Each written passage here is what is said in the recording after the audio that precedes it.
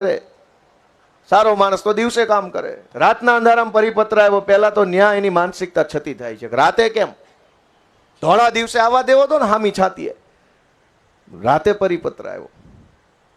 અને મેં વાંચ્યો, જે લોકો કેટલાય લગભગ આ તો 2 વર્ષથી હાલે છે. મને યાદ છે કે સૌથી પહેલા કચ્છમાં લડાઈ થઈ હતી, કચ્છમાંથી ટ્રાન્સમિશન કંપનીના તાર નીકળતા હતા, ત્યારે ત્યાં લડાઈ લડવા માટે આમ આદમી પાર્ટીના આગેવાનો ગયા હતા. પછી આમ આદમી પાર્ટીએ ત્યાં સભા કરી.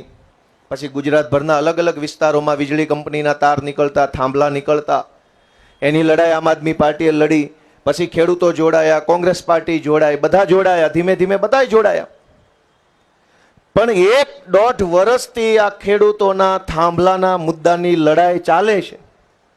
એ દરમિયાન જે ભાજપના નેતાઓ કે જે કહેવાતા રાજકીય વ્યક્તિઓ એક શબ્દ નહોતા બોલ્યા, એણે કાલ રાતથી ઉપાડો લીધો છે. ઐતિહાસિક નિર્ણય, ખેડૂતો માટે અભૂતપૂર્વ નિર્ણય. ખૂબ ખુશ થઈ જાય, જાણે કે ખેડૂતોના બધાય દર્દ દૂર થઈ ગયા ને હવે ખેડૂત છે આમ અમેરિકા જેવો માહોલ થઈ જાય. 4 પાનાનું કાગળિયું અડધી રાતે બહાર પાડ્યું, ખેડૂત આબાદ થઈ ગયા. 1.5 વર્ષથી ખેડૂતો માર ખાય છે, જેલમાં જાય છે, FIR થાય છે. મોરબીમાં બહેનોને માર માર્યો.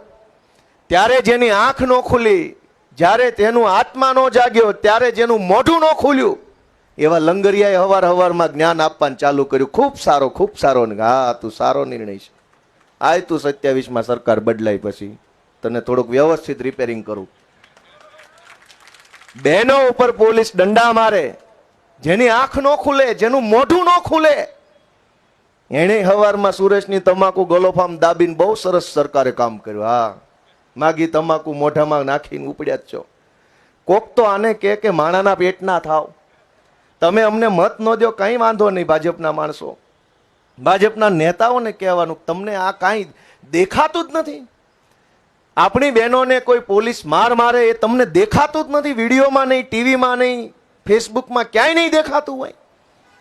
કોક તો એવો માણસ હોય ને જેનો આત્મા જાગે, અને ભલે ને જાહેરમાં ન બોલે તો કાંઈ નહીં, અંદર કેબિનમાં જઈને ચા પીતા કહો તો ખરા તમારી પાર્ટીને કે આમ ન હોય. સરકારે પરિપત્ર બહાર પાડ્યો કે અમે 2 ગણું વળતર આપશું. મારો એક જ પ્રશ્ન છે, બધાય જવાબ આપો કે આ કંપની પ્રાઇવેટ છે કે સરકારી? ખેડૂતનું ખેતર પ્રાઇવેટ છે કે સરકારી? હવે કંપની પ્રાઇવેટ, ખેડૂત પ્રાઇવેટ, તો બે નક્કી કરવા દો ને. સરકાર શું કામ વચ્ચે પડે છે? તમારે ને મારે કંઈક સોદો કરવો હોય, જમીનનો, મકાનનો, ગાડીનો, ફ્લેટનો, દુકાનનો, તો તમે હું જ વહીવટ કરીએ છીએ ને. સરકાર ક્યાં વચ્ચે આવે છે? એમાં તમારે મકાન વેચવું છે ને મારે મકાન લેવું છે, તો તમે હું બે નક્કી કરીએ ને કેટલામ દેવું ને કેટલામ લેવું. તમારે ફ્લેટ વેચવો છે, મારે લેવો છે, તો તમે ને હું નક્કી કરીએ કેટલામાં દીધો ને કેટલામાં લીધો. બેયને પોસાય તો થઈ ગઈ ડીલ. હવે પ્રાઇવેટ કંપની કમાવા માટે થાંભલો નાખે, ખેતર પ્રાઇવેટ, અને નક્કી સરકાર કરશે કેટલું વળતર દેવાનું. હવે વળતર પાછું કંપનીએ દેવાનું છે, સરકારે નથી દેવાનું. આ કેવી નીતિ? કંપનીએ કમાવું હોય તો કંપની પૈસા આપે, ખેડૂતને પોસાય તો ખેડૂત થાંભલો નાખવા દે. સરકાર ક્યાં આમાં વચ્ચે? અને વચ્ચે પડવું હોય, ડાયો માણસ વહટી કે, અમારા કાઠિયાવાડમાં વહટી કે, એટલે વચ્ચે કોઈ માણસ જે પડે, 2 જણાનો કોઈ વાદ વિવાદ હોય, એમાં વચ્ચે જે પડે એ ડાયો માણસ હોવો જોઈએ, સમજદાર માણસ હોવો જોઈએ, નિષ્પક્ષ માણસ હોવો જોઈએ. અહીંયા વચ્ચે સરકાર પડી, ખેડૂતની કંપનીની, અને ધૂણ્યા. આપણે ત્યાં કાઠિયાવાડમાં કે ભૂવો ધૂણે તો નાળિયેર ઘર ભણે નાખે. એમાં ભાજપનો ભૂવો ધૂણ્યો અને રાતે પરિપત્રનું નાળિયેર કંપની બાજુ નાખ્યું, ખેડૂત બાજુ નું આવ્યું. તમે જોવો, 3 જણાની કમિટી બનાવી, એમાં 1 કલેક્ટર, 1 ખેડૂત અને 1 કંપની. હવે ખેડૂતને અંદર કમિટીમાં સભ્ય બનાવ્યા, એ તો બરાબર છે કે ખેડૂતો આંદોલન કરે છે. કલેક્ટરને બનાવ્યા, એ બરાબર છે કેમ કે કલેક્ટર સરકારનો માણસ છે. કંપનીએ ક્યાંય આંદોલન કર્યું હતું કે અમને સભ્ય બનાવો કમિટીમાં? કયો ભાઈ ક્યાંય કર્યું? અદાણી આંદોલન મુર્દાબાદ કર્યું ક્યાંય? કંપનીએ એક ધોકો નથી ખાધો, એક FIR નહીં, એક આંદોલન નહીં, કમિટીની અંદર સીધો કંપનીનો સભ્ય બનાવી દીધો. સાંભળો છો કે નહીં? કોણ કોણ સાંભળે છે? સરકારે અડધી રાતે કાલે જે પરિપત્રનું નાળિયેર કંપની બાજુ ફેંક્યું, એમાં કંપનીનો પણ એક સભ્ય બનાવ્યો કમિટીમાં. Valuation committee, market value committee, MVC બનાવ્યું. માર્કેટ વેલ્યુ કમિટીમાં કંપનીનો માણસ, કલેક્ટર ને ખેડૂત. અને એની પ્રોસેસ શું રાખી કે ત્રણેય પોતાના વેલ્યુઅરો લાવવાના, મૂલ્યાંકનકાર, અને સીલબંધ કવરમાં કમિટીને આપવાના. કમિટી કોઈ પણ 2 કવર ખોલશે, એમાં જેમાં ઓછો ભાવ હોય એ લાગુ પાડવાનો. એટલે કલેક્ટર એક મૂલ્યાંકનકારને લાવશે, કલેક્ટર તરફથી એક મૂલ્યાંકનકાર, કંપની તરફથી એક મૂલ્યાંકનકાર, ખેડૂત તરફથી એક મૂલ્યાંકનકાર. ત્રણેય પોતપોતાના મૂલ્યાંકનકાર પાસેથી ખેડૂતની થાંભલો નાખવા વાળી જે જમીન છે એમાં માર્કેટ વેલ્યુ કેટલી થાય એ લખીને ત્રણેય કમિટીને આપવાનું. કમિટીએ કોઈ પણ 2 કવર ખોલવાના ને એમાં જે સૌથી ઓછો ભાવ હોય એ આપવાનો. તો શું થાય આનો અર્થ? કે 3 માંથી કોઈ પણ 2 કવર ખોલો એટલે એક ખેડૂતનું ને એક કંપનીનું નીકળે, અથવા એક કલેક્ટરનું ને એક કંપનીનું નીકળે, અથવા એક કલેક્ટર ને એક ખેડૂતનું નીકળે. તો કંપની કલેક્ટર 2 ભેગા થઈ જાય તો ઓછો ભાવ ક્યાં નીકળે? તો આ કમિટીનો અર્થ જ શું વધ્યો? કેવા કેવા લોકો, મેં નહોતું કીધું ગાંધીનગરની ટાંકી પર ચડી ગયા છે? કીધું તું કે નહીં? કેવા કેવા ક્યાં ક્યાં ચડી ગયા છે, અને ન્યા બેઠા બેઠા નિર્ણય લે છે કે તમને વળતર કેમ મળશે. પણ હજુય મુદ્દો વળતર નથી, એના કરતા આગળ મુદ્દો સમજો કે ધારો કે તમારા મકાનમાં 4 ઓરડાઓ હોય, એ 4 પૈકી એક ઓરડામાં ગોપાલભાઈ આવ્યા કે મને ખાટલો મૂકવા દો અને ખાટલાનું વળતર આપું 1 લાખ. તમે કીધું 1 લાખ નહીં, સરકાર વચ્ચે પડી 2. ગોપાલભાઈએ તમને આપ્યા 2 લાખ. એક ઓરડામાં ગોપાલભાઈનો ખાટલો આજીવન. 2 લાખમાં તમારા 4 ઓરડા પૈકીના એક ઓરડામાં ગોપાલભાઈનો આજીવન ખાટલો મૂક્યો તો તમારી પાસે આજીવન ઓરડા કેટલા વધ્યા? તેના કરતા ભાડે જો સસ્તું પડે કે આજીવનમાં આપો સસ્તું પડે? ખેડૂતને એક વખત થાંભલો નાખવાના 5 લાખ, 10 લાખ, 12 લાખ, 20 લાખ, 40 લાખ આપ્યા તો પણ જમીનની અંદર થાંભલો તો આજીવન રહ્યો ને.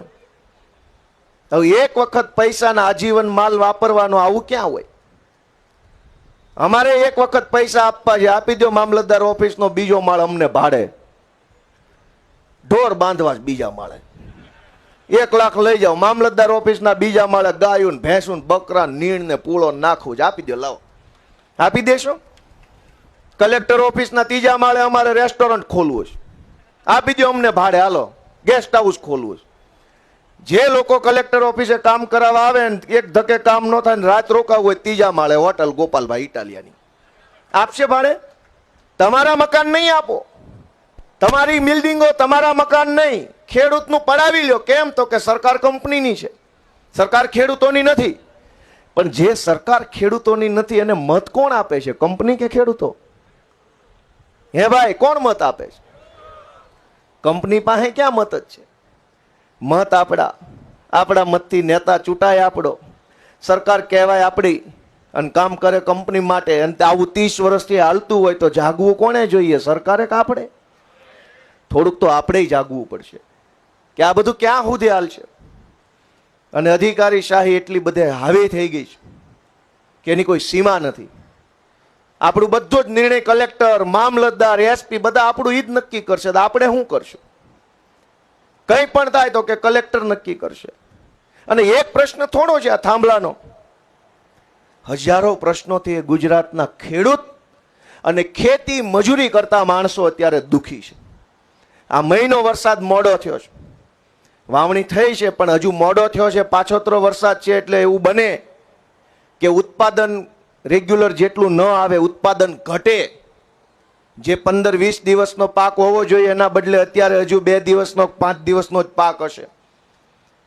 તો 15 દિવસ મોડી વાવણી થવાના કારણે ઉત્પાદન ઘટે, ખેડૂતની આવક ઘટે અને ખેડૂત દુખી થાય તો શું થશે એની ચર્ચા કે ચિંતા ગાંધીનગરમાં હજુ સુધી કોઈ કરવા વાળું નથી.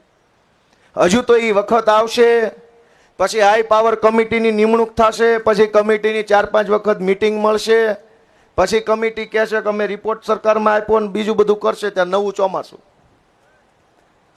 આ ચોમાસું લેટ ગયું એના કારણે અનેક તકલીફો ખેડૂતોને, પશુપાલકોને અને ખેતી મજૂરી કરતા માણસોને થઈ છે.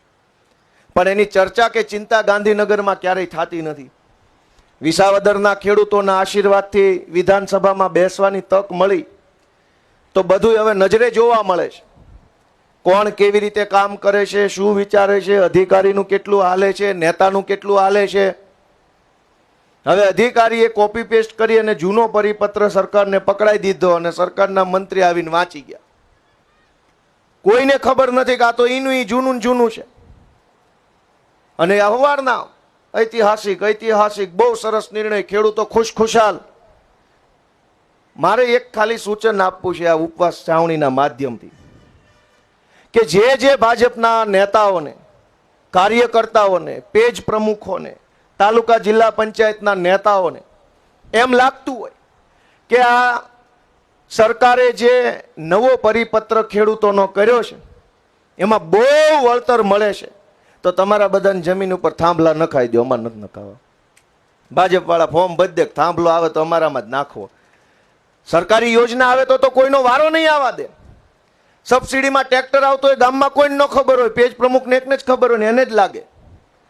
પીએમ આવાસનું મકાન હોય તો ભાજપ વાળાને જ લાગે. સરકારી તગારું આવે સબસિડી વાળું તો ભાજપ વાળાને લાગે.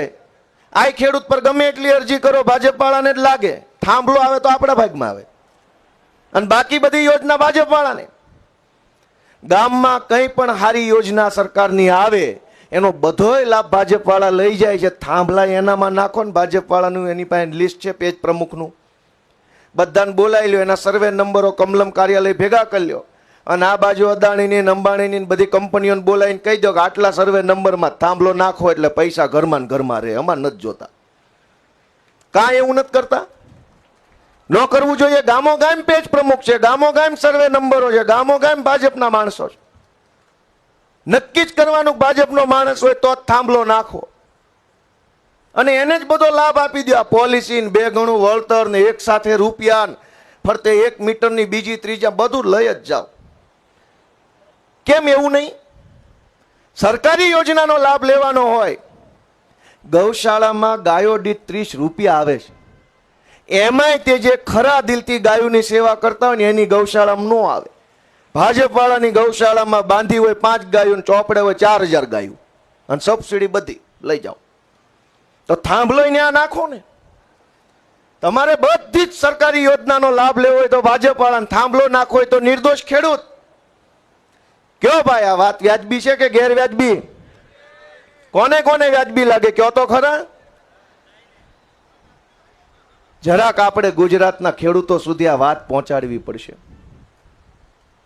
કે હવે આપણે બધા જાગૃત થવાની બહુ જરૂર છે. દોસ્તો, આમ આદમી પાર્ટી ગુજરાતમાં લાંબા સમયથી સંઘર્ષ કરી રહી છે. અનેક મુદ્દાઓ ઉપર, અનેક મુદ્દાઓ પર ગુજરાતની જનતાનો અવાજ ઉઠાવે છે. ખેડૂતોના મુદ્દે પેપર લીક થતા હતા તો પેપર લીકના મુદ્દે હું નિશુદાનભાઈ જેલમાં જઈ આવ્યા. ત્યાર પછી ડ્રગ્સના મુદ્દે, આરટીઈના મુદ્દે, ફિક્સ પગારના કર્મચારીઓ બાબતે, નાના મોટા આઉટસોર્સની નોકરી કરતા કર્મચારીઓ માટે, આંગણવાડીની બહેનો માટે, પોલીસ માટે, બધાય માટે મુદ્દા ઉઠાવવાનું કામ આમ આદમી પાર્ટીના લડાયક યોદ્ધાઓએ કર્યું છે. દોસ્તો, એ બદલ આપણને ગર્વ હોવું જોઈએ. આપણે નાના માણસો છીએ, આપણી સંખ્યા થોડી છે, પણ આપણી હિંમત એવડી મોટી છે કે ગુજરાતમાં 30 વર્ષ જૂની સરકારે પણ આપણી વાત સાંભળવી પડે છે. એ આપણે સત્યની તાકાત છે. દોસ્તો, તાકાત શબ્દોમાં નથી, તાકાત સત્યમાં છે. તાકાત સંવેદનાથી બોલાયેલી વાતમાં છે. તાકાત ઈરાદાઓમાં છે. આપણો ઈરાદો બુલંદ છે એટલે સરકારે નહીં સંભળાય છે અને ગુજરાતની જનતાને આપણો ઈરાદો સંભળાય છે ને એટલે જ તાલુકા જિલ્લા પંચાયતની ચૂંટણીમાં ગુજરાતના ઇતિહાસમાં ન આવ્યો એટલી સીટો ગુજરાતમાં આમ આદમી પાર્ટીને દોસ્તો મળી છે. ગુજરાતના ઇતિહાસમાં ક્યારેય ભાજપ અને કોંગ્રેસ સિવાયની પાર્ટી